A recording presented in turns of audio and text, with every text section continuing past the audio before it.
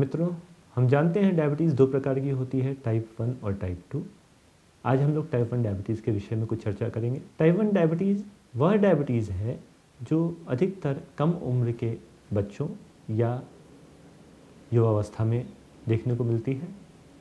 इसमें शरीर में स्थित पैंक्रियास की इंसुलिन बनाने की क्षमता पूरी तरह से समाप्त हो जाती है। यह एक ऐसी बीमारी है, गंभीर बीमारी है, जिसको पहले से नहीं पहचाना जा सकता और कुछ ही दिनों में यह एक गंभीर रूप में हमारे सामने आ सकती है, जिसमें ब्लड शुगर का स्तर काफ़ी अधिक बढ़ा हो। उसके लक्षण जैसे बार बार पेशाब जाना, बहुत प्यास लगना, बहुत कमजोरी, बहुत वजन गिरना, घाव ना भरना, जननांगों का इन्फेक्शन होना, यह बहुत कॉमन है। और ज़रा सी भी देरी करने पर, जिसमें इसको हम पहचान ना पाएँ और इसके लिए पर्याप्त उपचार ना करें, यह एक जानलेवा बीमारी के रूप में परिणत हो सकती है, जिसमें बच्चा बहुत तेज़ी से कमज़ोर होता हुआ और बेहोश अवस्था में अक्सर लाया जाता है। ऐसे में बच्चे के लिए इंसुलिन एक वरदान है। वास्तव में टाइप 1 बीमारी इंसुलिन ना बनने से हो रही है। यदि हम इसमें कोई भी दूसरी दवा, एलोपैथिक, होम्योपैथिक, आयुर्वेदिक या योग या कोई भी और तरीका जो हमें आश्चर्यजनक लगता है, जिससे हम बहुत परिणामों की उम्मीद करते हैं, वो ट्राई करते हैं, तो यह एक बहुत गंभीर और जघन्य अपराध होगा। टाइप 1 डायबिटीज़ में treatment is only and only insulin, और इंसुलिन को देने में देरी करना बच्चे के लिए प्राणघातक हो सकता है। इंसुलिन लेने के बाद यह बच्चे 70-70, 80-80 वर्ष तक पूरे स्वस्थ और हर प्रकार से आनंदमय जीवन व्यतीत करते हैं। क्या आप जानते हैं कुछ ऐसे बच्चों को जो टाइप 1 डायबिटीज़ जिनको हुई, जिन्होंने 2 या 3 बार इंसुलिन ली, अपने आप को पूरा तरह स्वस्थ रखा और देश में और दुनिया में अपना नाम किया। शायद आप जानते हो वसीम अकरम, पाकिस्तान का क्रिकेटर, उसे टाइप 1 डायबिटीज़ है और वो स्वस्थ जीवन और इतनी एक्टिव लाइफ के साथ उसने आनंदपूर्वक और सब चीज़ों को एंजॉय किया। यदि वो ऐसा कर सकता है तो हमारे बच्चे ऐसा क्यों नहीं कर सकते?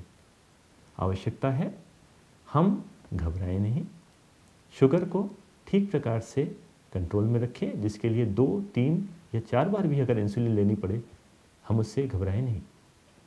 यह इंसुलिन बच्चे के स्वास्थ्य के लिए आवश्यक है। हम उसके प्रति कोई भी ऐसा भावना रखें जो दया का हो, जिसके कारण से हम कहें कि ना इंसुलिन ना लगानी पड़े और बच्चा हमारा ऐसे ही स्वस्थ हो जाए, ये नहीं हो सकता। वास्तव में इंसुलिन ना देकर हम उस बच्चे को बहुत गंभीर अवस्था में पहुंचा सकते हैं, जब हमें और बच्चे को स्वयं अफसोस होगा।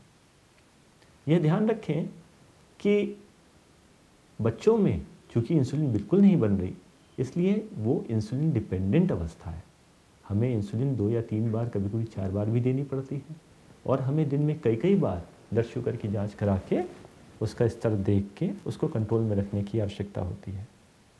यह हमें बहुत जहमत वाला महसूस होता है, परंतु यह बच्चे के आगे आने वाले जीवन के लिए आवश्यक है। टाइप 1 डायबिटीज़ के बच्चों को 50-50, 60-60 वर्ष का जीवन डायबिटीज़ के साथ व्यतीत करना होता है।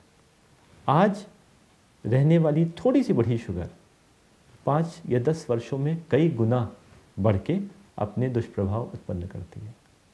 बच्चे स्वस्थ हैं, एक्टिव हैं, 10-10 वर्षों तक उनको कोई ऐसी परेशानी नहीं होती। वास्तव में पहले 5 वर्ष तो डायबिटीज़ बढ़ी होने पर भी बच्चे बिल्कुल स्वस्थ निकालते हैं और ऐसे में हम सोचते हैं कि ये इंजेक्शन्स उसके लिए एक फालतू के बवाल हैं। वास्तव में यह वह समय है जिसके निकल जाने के बाद हम स्वास्थ्य कभी प्राप्त नहीं कर सकते। टाइप 1 डायबिटीज़ के बच्चों में गुर्दे की बीमारियां बहुत कॉमन हैं और आज कंट्रोल ना रहने पे 5 वर्ष के पश्चात यह बीमारियां या आँखों की बीमारी, यह सामने आना बहुत कॉमन है। ऐसे में 5 वर्ष के बाद प्रत्येक टाइप 1 डायबिटीज बच्चे को वर्ष में 1 बार कम से कम जरूर आँखों की जांच, रेटिना की कराते रहना चाहिए एवं मूत्र में माइक्रो एल्ब्यूमिन, जो कि एक तरह की प्रोटीन है, उस प्रोटीन का स्राव, प्रोटीन किडनी से मूत्र के माध्यम से तो नहीं निकल रही, यह अवश्य कराते रहना चाहिए, जिससे आँखों पर या गुर्दे पर पड़ने वाले दुष्परिणामों को जल्दी से जल्दी पकड़ा जा सके। हार्ट की बीमारियाँ या फालिज, जो कि टाइप 2 डायबिटीज़ के साथ ज़्यादा देखने को मिलते हैं, यह बच्चों में कम या बहुत देरी से पाए जाते हैं। इनके लिए जब बच्चे की उम्र ज़्यादा हो जाए या डायबिटीज़ 10 या 15 वर्ष पुरानी हो चुकी हो, जब हम बहुत लापरवाही कर रहे हों, जब बच्चे का भी वज़न ज़्यादा बढ़ रहा हो, तब इनकी संभावना बड़ी उम्र के साथ बढ़ती है, जिसके प्रति हमें सचेत रहना है। ध्यान रहे, यह कोई भी कारण पूरी तरह से ठीक नहीं हो सकता। इनको बचाने का उपाय सिर्फ पर्याप्त रूप से, उचित प्रकार से इंसुलिन को लेना, शुगर को अच्छी तरह से कंट्रोल में रखना और नियमित रूप से चीज़ों की चेकिंग करते रहना है। मतलब कम से कम दिन में एक शुगर एक बार ज़रूर, 3 से 4 महीने के बीच में HbA1c या ग्लाइकोसाइलेटेड हीमोग्लोबिन की जांच, जो हमें पिछले 3 से 4 महीनों का एवरेज शुगर बताती है, वह ज़रूर। इस ग्लाइकोसाइलेटेड हीमोग्लोबिन को हमें हर हालत में 7% से कम रखना है। कुछ बहुत छोटे बच्चों में हम इसको सुरक्षा की दृष्टि से 8% तक रखना अलाउ करते हैं, क्योंकि यह बच्चे 10 वर्ष से छोटी उम्र के जो नासमझ हैं, जो शुगर कम होने के विषय में नहीं पहचान पाते, वहाँ पे उनके लिए खतरा ना हो। वरना यह जानते हुए कि टाइप 1 डायबिटिक बच्चों को शुगर के साथ बहुत लंबा जीवन व्यतीत करना है, हमें HbA1c 7% से कम लाना ही लाना है।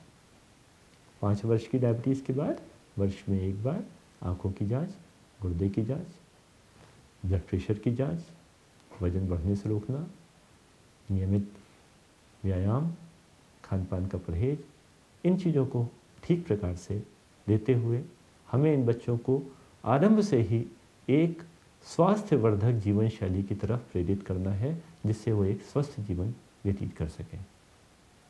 यह ध्यान रहे, एक झूठी करुणा के साथ बच्चे की शुगर की जांच करने में या उसके इंसुलिन लगाने में लापरवाही बरतना बच्चे के लिए प्राणघातक हो सकता है। इस करुणा से बचें और बच्चे के लिए वास्तविक आवश्यक कार्यों को करें, जिससे वो स्वस्थ जीवन व्यतीत कर सके।